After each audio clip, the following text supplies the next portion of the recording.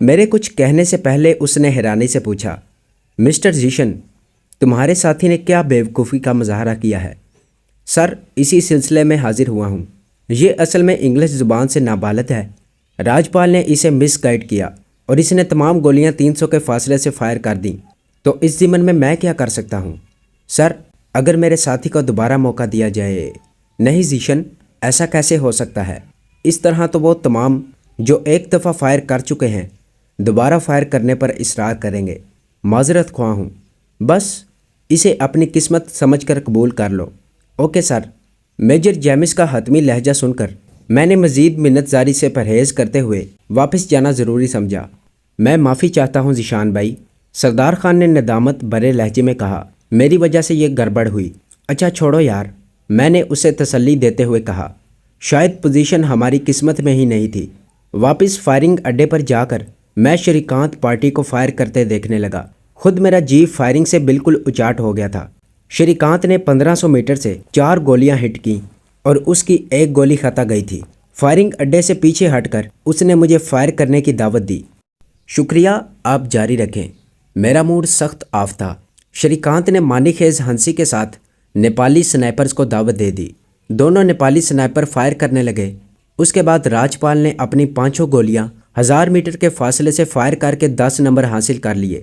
Jennifer نے 5 گولیاں 1500 metre کے فاصلے سے کامیابی سے ہٹ کر کے 15 نمبر حاصل کیے تھے۔ جینیفر کے ساتھی نے بھی 10 نمبر حاصل کیے تھے۔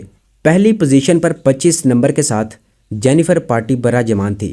24 نمبر حاصل کر کے اسرائیلی کا ڈونلڈ پاسکو اور اس کی ساتھی سنائپر اینڈریا برٹن دوسری پوزیشن پر تھے، جبکہ 22 نمبر کے ساتھ تیسری پوزیشن پر جاپانی اور انڈین سنائپرز کی ٹیم آئی تھی۔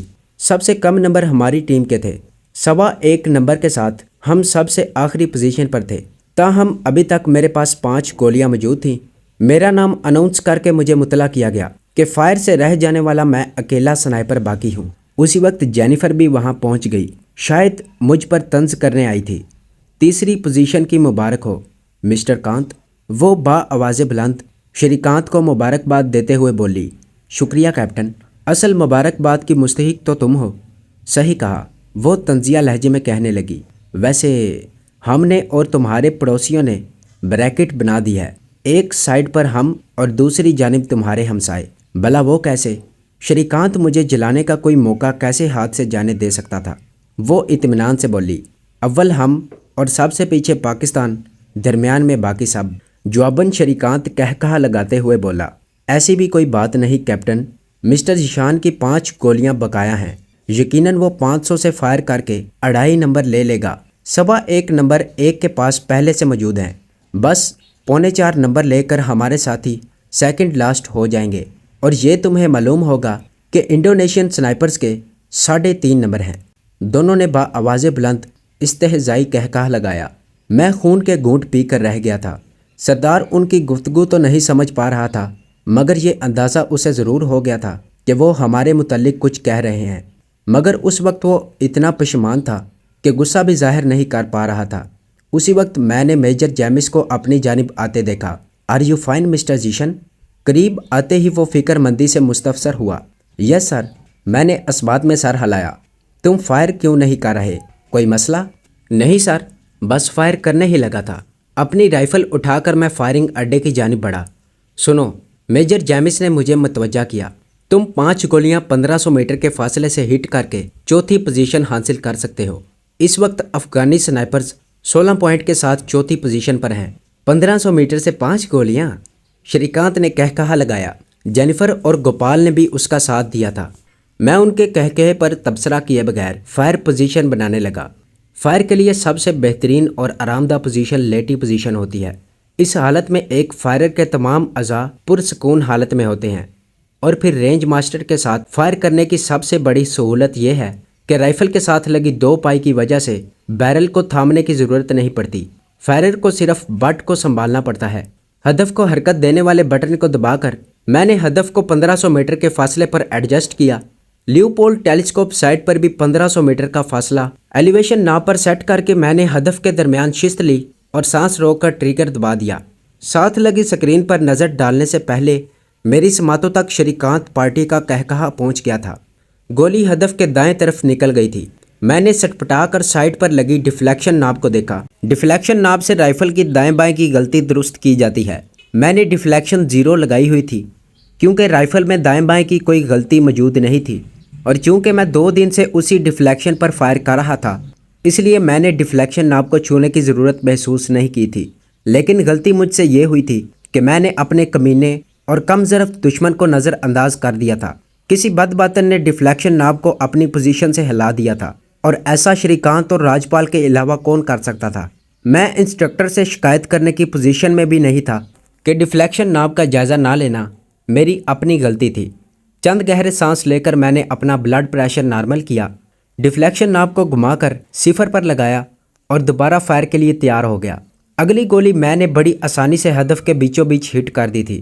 یوں 2 گولیاں فائر کر کے میں نے 3 پوائنٹ حاصل کر لیے تھے۔ اگر میں باقی رہ جانے والی 3 گولیاں 1800 میٹر کے فاصلے سے فائر کرتا تو تینوں گولیوں کے ہٹ ہونے کی صورت میں مجھے 18 پوائنٹ ملتے۔